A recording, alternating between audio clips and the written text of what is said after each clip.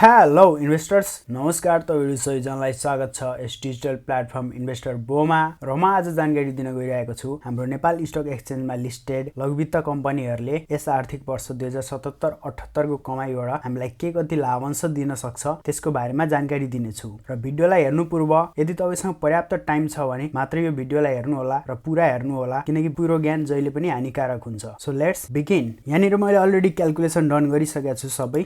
यहाँनिर केही पोइन्टहरु छ नोट गर्नुपर्ने भिडियो हेर्नु पूर्व। नम्बर 1, यो कुनै रेकमेन्डेसन भिडियो हैन, लगानी गर्नु पूर्व आफ्नो रिसर्च अनिवार्य गर्नु होला। नम्बर 2, यो भिडियो एउटा टेक्निकल एनालाइसिस हुनेछ जुन लघुवित्त कम्पनीहरुले विगतका 4 वर्षमा बाँडेको लाभांशको आधारमा र त्यसलाई कम्पेयर गरिएको छ त्यसको ईपीएस अर्थात अर्निङ पर शेयर सँग। नम्बर 3, प्रिभियसली मैले दुईटा भिडियो पब्लिश गरेको थिए, कमर्शियल बैंक र डेभलपमेन्ट बैंक्सको डिभिडेन्ड क्यापेसिटी कति छ भनेर, र त्यसमा क्याल्कुलेसन भनेको ती बैंकहरुले पब्लिश गर्ने आफ्नो फाइनान्शियल रिपोर्ट मा भएको डिस्ट्रिब्युटेबल प्रॉफिट स्टेटमेन्टबाट लिएको हो। नम्बर 4, कमर्शियल र डेभलपमेन्ट बैंक बाहेक अरु सेक्टरका माइक्रो फाइनान्स, इन्स्योरेन्स र अन्य जे जति सेक्टर छन् तिनीहरुले चाहिँ डिस्ट्रिब्युटेबल प्रॉफिट स्टेटमेन्ट सार्वजनिक गर्दैनन्, तर त्यो डिस्ट्रिब्युटेबल प्रॉफिट क्याल्कुलेट गर्न सकिन्छ। र मैले क्याल्कुलेसन गरे पनि र त्यसको आधारमा सबैको डिभिडेन्ड क्यापेसिटी निकाले पनि र तिनीहरुलाई कम्पेयर गरेर विगतका वर्षहरुसँग हेर्दाखेरि धेरै ठूलो डिफरेन्स देखियो। अर्थात क्याल्कुलेसन रङ भएको हैन, यी सेक्टरका कम्पनीहरुले आफ्नो क्यापेसिटी भन्दा कम लाभांश बाँड्दो रहेछन्। राष्ट्र बैंकले लघुवित्त कम्पनीहरुलाई 30% भन्दा माथि लाभांश वितरण गर्नमा कडाई गरेको छ र थुप्रै किसिमको प्रोभिजनहरु छुट्याउनु पर्ने व्यवस्था गर्देको हुनाले जसले गर्दा चाहिँ त्यो क्याल्कुलेसन युजलेस हुन गयो। Number 6, so I decided to technically analyse the possible distributable dividend by micro finance companies. अर्थात प्रिभियस डिस्ट्रिब्युसन रेकर्डको आधारमा चाहिँ फ्युचरमा के कति लाभांश दिन सक्छ टेक्निकली एनालाइज गरेर हेरे र त्यहाँनिर दुईटा कमन प्याटर्नहरु देखा पर्यो। त्यसमध्ये एउटाको बारेमा म तपाईलाई भिडियोको बीचमै बताउने छु र एउटाको बारेमा भिडियोको लास्टमा बताउने छु। त्यसपछि यहाँ हामीसँग चार्ट छ र चार्ट के को बेसमा छ त्यो पनि तपाईलाई बताइदिम। नम्बर 1, ईपीएस भनेको लघुवित्त कम्पनीहरुको विगतको 4 वर्षको ईपीएस के कति रह्यो ती सम्पूर्ण कुरालाई यो चार्टमा समावेश गरिएको छ। यहाँनिर केही एक्सेप्सन छन्, केही कम्पनीहरु भर्खर लिस्टेड भएका छन् र केही कम्पनीहरु मर्जरमा गएका छन्, जसले गर्दा चाहिँ केही कम्पनीहरुको विगतको रेकर्ड भेटिएन, तर जे जतिको भेटियो ती सबैको यहाँनिर समावेश गरिएको छ। र ईपीएस लाई नै किन यहाँनिर हेरिएको छ भन्दाखेरि ईपीएस क्याल्कुलेट हुन्छ नेट इन्कमलाई टोटल लिस्टेड शेयरको संख्याले भाग गरेपछि आउने अंक नै ईपीएस हो र डिस्ट्रिब्युटेबल प्रॉफिट पनि तपाईको नेट इन्कमबाट नै निकालिने हो, जसले गर्दा चाहिँ ईपीएस एउटा मेजर फ्याक्टर बन्न गयो। यहाँनिर सेकेन्डमा आयो डिभिडेन्ड। यहाँ म कुनै एउटा बोनस या क्याश मात्रको कुरो गरिरहेको छैन, as a whole dividend, bonus plus क्याशको एनालाइज गरेको छु। विगतका 4 वर्षमा यिनीहरुले के कति बाँडेका छन् आफ्नो ईपीएस को आधारमा त्यो कुरालाई हेरिनेछ यसमा। र थर्डमा पेड अफ क्यापिटल अर्थात चुक्ता पुँजीको आधारमा चाहिँ चुक्ता पुँजी बढी भएकाले कसरी बाँड्या छन्, चुक्ता पुँजी कम भएकाले कसरी बाँड्या छन्, ठिक्क भएकाले कसरी बाँड्या छन्, यी कुराको बिहेभियरलाई पनि हेरिएको छ यो टेक्निकल एनालाइसिसमा। र यो टेक्निकल एनालाइसिसको आधार पनि यही डाटा हो विगतको 4 वर्षको। र मैले रेसियोको बारेमा बताउँदाखेरि जहिले पनि विगतका 3 देखि 5 वर्षको डाटालाई हेर्नु भनेर भन्ने गर्छु। So let's get into the chart. So हामी चार्टमा आइसकेका छौं। यहाँनिर हेर्न सक्नुहुन्छ एक साइडमा सिम्बल दिएको छ कम्पनी वाइज र यो कलरले चाहिँ माथिको 4 वटा चाहिँ होलसेल र तलको हरियोमा भएको चाहिँ नेशनल लेभलका हुन् र मुनिका केही चाहिँ डिस्ट्रिक्ट लेभलका हुन्। र यहाँनिर सुरुमा छ फिस्कल इयर 2076-77 को डाटा, जसमा एकतिर ईपीएस र अर्कोतिर डिभिडेन्ड। डिभिडेन्डमा मैले छुट्याएको छैन, यहाँनिर बोनस र क्याश दुईटैलाई सँगै राखिएको छ। त्यसपछि फिस्कल इयर 75-76 को डाटा छ, त्यस्तै 74-75 को डाटा छ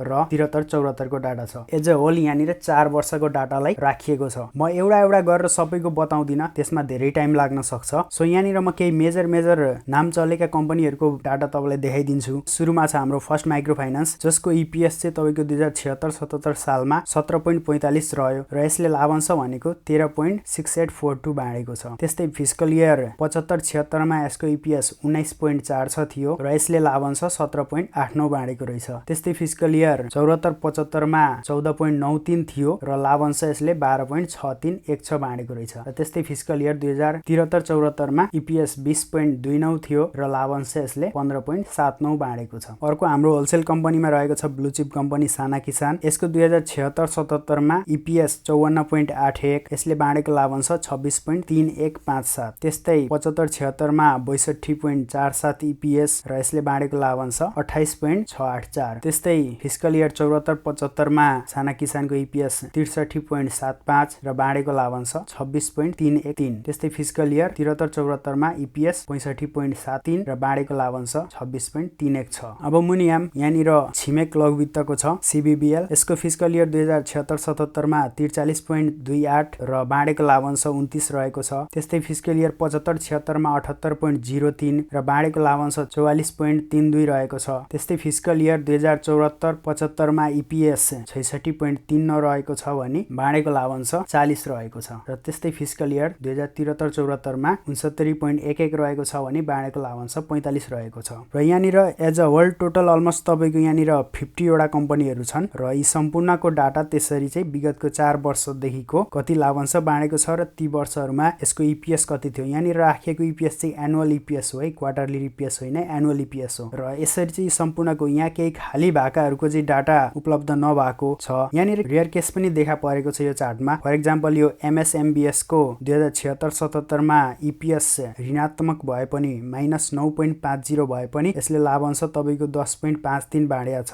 र अरु रेयर केसहरू पनि छन् जस्तो EPS एकदम बढी हुँदा पनि लाभांश कम बाँडेको। फर एक्जाम्पल यो ओमी को यहाँ हेर्न सक्नुहुन्छ 2075-76 मा EPS 62.08 हुँदा पनि बाँडेको लाभांश तपाईको 10.53 मात्रै रहेको छ। र फेरि यहाँनिर 2076-77 मा हेर्नुहुन्छ भने EPS 9.68 छ र बाँडेको लाभांश 30 छ। सो यहाँ केही रेयर केसहरू पनि छन् जसलाई विचार गर्नुपर्ने हुन्छ र म्याक्सिममको त सम्पूर्ण डाटा छ तर केही कम्पनीहरूको चाहिँ जुन विगतका वर्षमा थिएनन्, मर्जिङ प्रोसेसमा गए या फिर एक्विजिसनमा गए जसले गर्दा चाहिँ उनीहरूको डाटा यहाँ ल्याउन सकिएन। तर यहाँ जे जति छन् यी सम्पूर्ण कम्पनीहरूको एनालाइज गरिसकेपछि विगतको 4 वर्षको डाटालाई एनालाइज गरिसकेपछि यिनीहरूले के कति लाभांश बाँडेका छन् र यिनीहरूको EPS के कति थियो त्यसमा एउटा कमन फ्याक्टर देखा पर्यो, त्यो हो रेन्ज। र यहाँनिर मैले छुट्याएको छु range wise average dividend distribution historical pattern compare to EPS in percentage भनेको चाहिँ यहाँनिर भएको कम्पनीहरूले चाहिँ एउटा रेन्जमा बाँडेका रहेछन्, आफ्नो EPS को तुलनामा लाभांशलाई चाहिँ एउटा रेन्जमा बाँडेको रहेछन्। ती रेन्जलाई यहाँनिर एनालाइज गरेर राखिएको छ। फर एक्जाम्पल FMDBL को फर्स्ट माइक्रो फाइनान्स को रेन्ज यहाँदेखि 70 देखि 90 को बीचमा छ, पर्सेन्टेज हो यो। त्यस्तै RMDC को 50 देखि 70, RSTC को 90 देखि 110, ALBSL को 70 देखि 90, CBBL को 50 देखि 70, त्यस्तै DDBL को 60 देखि 80, ILBS को 60 देखि 80, LLBS को 50 देखि 70, मेरो को भयो 90 देखि 110, त्यस्तै गरेर ओभरअल NLBBL को भयो 50 देखि 70, NMFBS को भयो 60 देखि 80, BLBS को भयो 60 देखि 80, SWBBL को भयो 50 देखि 70। र यो प्याटर्न देखा परिसकेपछि मैले सबैलाई एनालाइज गरेर यहाँनिर के कमन प्याटर्न जेनेरेट भयो त यहाँनिर देख्न सक्नुहुन्छ तपाईले यो रेन्जको आधारमा 50 देखि 70% आफ्नो EPS को 50 देखि 70% लाभांश बाँड्ने कम्पनीहरू 17 वटा रहेछन्। त्यसपछि आफ्नो EPS को 60 देखि 80% लाभांश बाँड्ने कम्पनीहरू 11 वटा रहेछन् र 40 देखि 60% बाँड्ने 4 वटा, 70 देखि 90% बाँड्ने 2 टा र 90 देखि 110% बाँड्ने 2 टा कम्पनीहरू रहेछन्। र यो यसको आधारमा मैले यहाँनिर प्रिडिक्सन रेन्ज निकालेको छु जुन कि निस्केर आयो 55 देखि 75%, जुनलाई चाहिँ कम्पेयर गरिएको छ यिनीहरूको EPS को आधारमा र सँगसँगै केही लिमिटेड डाटा भएको कम्पनीहरूलाई पनि एनालाइज गरिएको छ। सम्पूर्ण डाटा भएकोलाई मात्रै हेरेर भएन किनकि यहाँनिर सम्पूर्ण कम्पनीहरूको निकालिँदैछ, त्यसो हुँदाखेरि अरू लिमिटेड डाटा भएको कम्पनीहरूको पनि मैले एनालाइज गरेको छु निकै टाइम लाएर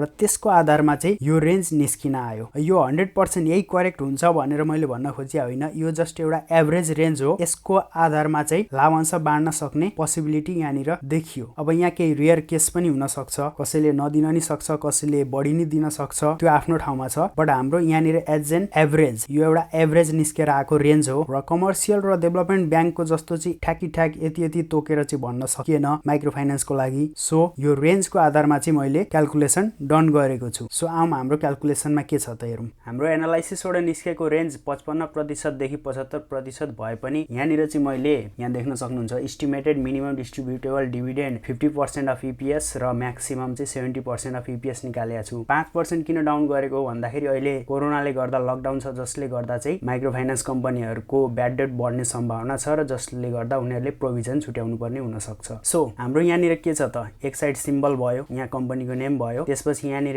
annualised EPS till third quarter छ र यसैको आधारमा हाम्रो सम्पूर्ण क्याल्कुलेसन भएको छ। यो EPS को आधारमा यहाँनिर मिनिमम 50% र यहाँनिर म्याक्सिमम 70% निकालिएको छ र यहाँ साइडमा लास्टमा देख्न सक्नुहुन्छ यहाँ पेड अप क्यापिटल छ जसको बारेमा म अहिले एकछिनमा बताउने छु। सो म एक एक गरेर सिम्बल नम्बर र मिनिमम र म्याक्सिमम भन्दै जाने छु। सो नम्बर 1 मा रहेको छ हाम्रो FMDBL फर्स्ट माइक्रो फाइनान्स जसको चाहिँ मिनिमम 7% र म्याक्सिमम 10% रहेको छ क्यापेसिटी। त्यसपछि RMDC 13% 6%, मिनिमम र maximum 18%, RSTC minimum 6%, maximum 9%, SKBBL minimum 24%, maximum 34%, ALBSL minimum 26%, maximum 37%, ACLBSL minimum 18%, maximum 25%, CBBL minimum 34%, maximum 48%, CLBSL minimum 13%, maximum 19%, DDBL minimum 29%, maximum 41%, फवाद minimum 38%, maximum 53%, GBLBS minimum 19%, maximum 27%, GILB minimum 42%, maximum 59%, GMFBS minimum 13%, maximum 18%, ILBS minimum 26%, maximum 37%, KLBSL minimum 14%, maximum 20%, KMCDB minimum 15%, maximum 22%, LLBS minimum 32%, maximum 45%, Mero minimum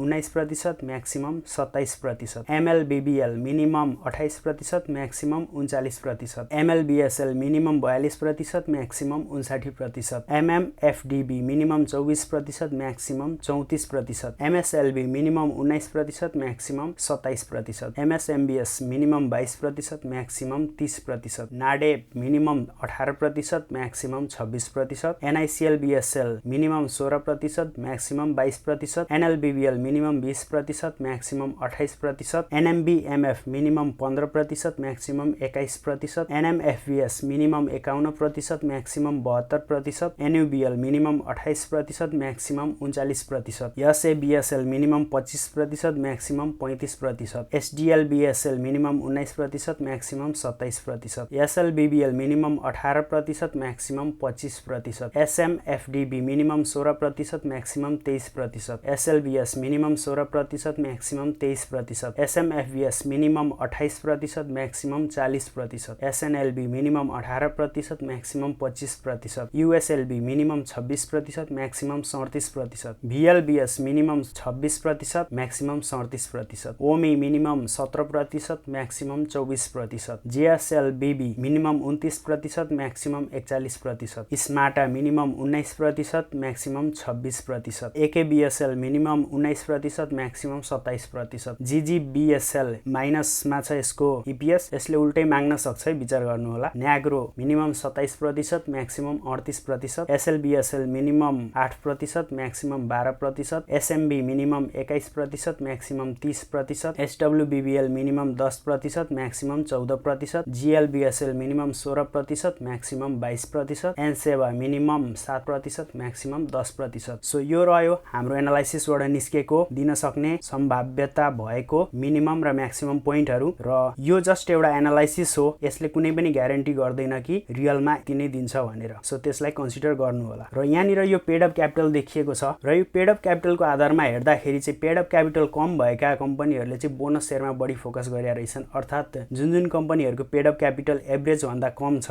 ती कम्पनीहरूले चाहिँ bonus share सक्दो बढी बाँडेका छन्। अब सक्दो बढी भन्नाले नाफा कमाएको अनुसार बाँडेका छन्। नाफामा छैन भने त बाँड्नै सक्दैनन्, किनकि बाँड्ने भनेकै डिभिडेन्ड नाफाबाट हो। सो नाफामा भएको पनि हुनु पर्यो, त्यो पनि हेर्नु होला। र इन नट सेल भन्नु पर्दाखेरि यहाँनिर केही पोइन्टहरु तपाईले पक्कै पनि फोकस गर्नु होला। कम्पनीको एनालाइसिस गर्दाखेरि 4-5 वटा रेशियोहरु तपाईले हेर्नै पर्ने हुन्छ, जस्तो कि ईपीएस जुन हामीले गर्यौं यहाँनिर, अर्को पीई भयो, त्यसपछि पीबीभी भन्ने छ, बुक भ्यालु भयो, पेड अप क्यापिटल, रिजर्भ, यी सबै कुराहरुलाई हेर्नु पर्ने हुन्छ। र सेकेन्डमा के भन्न चाहन्छु भने सर्ट टर्म ट्रेडिङ भन्दा लङ टर्ममा फोकस गर्नु होला, त्यो नै बेटर अप्सन हुन्छ। र नम्बर 3, यो कुनै स्टक रेकमेन्डेसन भिडियो होइन, आफ्नो रिसर्च अनिवार्य गर्नु होला लगानी गर्नु पूर्व। तपाईले मेहनतका साथ कमाएको पैसा रिस्क लिन आड्दै हुनुहुन्छ भने अलिकति रिसर्च त गर्न अनिवार्य नै छ। सो यो एनालाइसिस कतिको मन पर्यो र कतिको भरपर्दो लाग्यो कमेन्ट गर्नु होला, र मन परेमा लाइक गर्नुस्। म एम गर्छु यसको लागि 1000 लाइक्स। आई होप तपाईहरुले गर्दिनुहुन्छ होला। र च्यानलमा नयाँ हुनुहुन्छ भने सब्स्क्राइब गर्नुस्। डेली अपडेटको लागि हाम्रो फेसबुक पेज इन्भेस्टर ब्रोलाई फलो गर्नुस् र शेयर गर्नुस् अरु साथीहरुमाझ, ताकि अरूलाई पनि जानकारी होस्। सो यति भन्दै बिदा चाहन्छु। हस्त, धन्यवाद।